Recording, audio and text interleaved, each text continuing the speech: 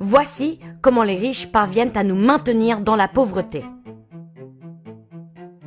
La Guinée est le 10e pays le plus pauvre du monde. Cette situation est très choquante quand on sait que ce pays de l'Afrique de l'Ouest est aussi l'un des plus grands producteurs de bauxite du monde. La bauxite est l'élément principal dans la production de l'aluminium. Le même aluminium qui sert à fabriquer des voitures, qui entre dans la construction des maisons et qui contribue même à produire certains des aliments que nous consommons. Alors, comment un pays si riche en ressources peut-il demeurer si pauvre ?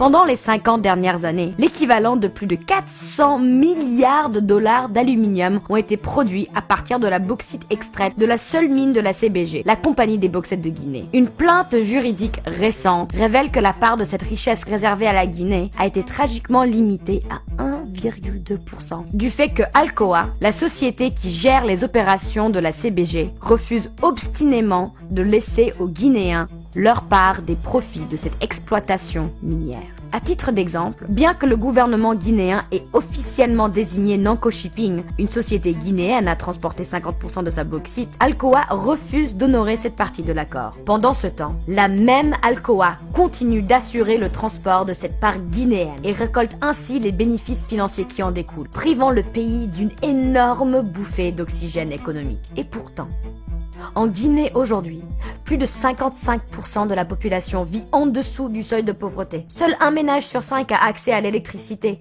Le pays vit un manque chronique de ressources médicales essentielles qui l'expose de façon dramatique à des épidémies telles que l'Ebola.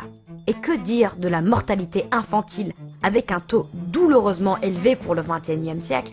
Parce que seulement 37% des enfants sont vaccinés. C'est le comble que ce soit ce même pays qui soit aussi l'un des plus grands producteurs au monde d'un métal que nous utilisons tous de façon quotidienne. Partout en Afrique, des pays qui regorgent d'immenses ressources naturelles se voient exclure de leur part équitable des bénéfices des richesses qu'ils créent. Selon les dernières statistiques, au cours des 30 dernières années, le continent a été lésé de plus de 1000 milliards de dollars. Aujourd'hui, certaine de la justesse de son combat et souhaitant rendre aux Guinéens ce qui leur appartient de droit, Nanko Shipping a entrepris une action en justice contre Alcoa. Soulignons leur refus d'honorer les termes contractuels qui lient la multinationale à la Guinée.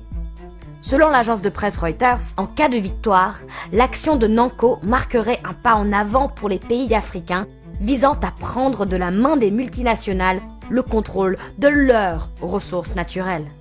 D'où le présent appel pour fermement soutenir notre action désintéressée. Signez la pétition adressée à Alcoa sur le site www.howtherichkeepusporecom.